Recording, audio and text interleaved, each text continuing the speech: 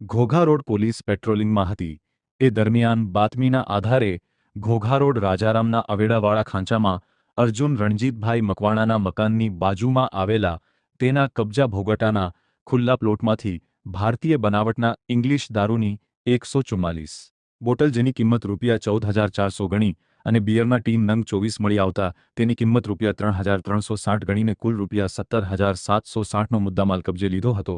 જોકે રેડ દરમિયાન આરોપી મળી આવેલ નહીં. ઘોઘા રોડ પોલીસ સ્ટેશનમાં ગુનો નોંધાવી આગળની કાર્યવાહી હાથ ધરી હતી.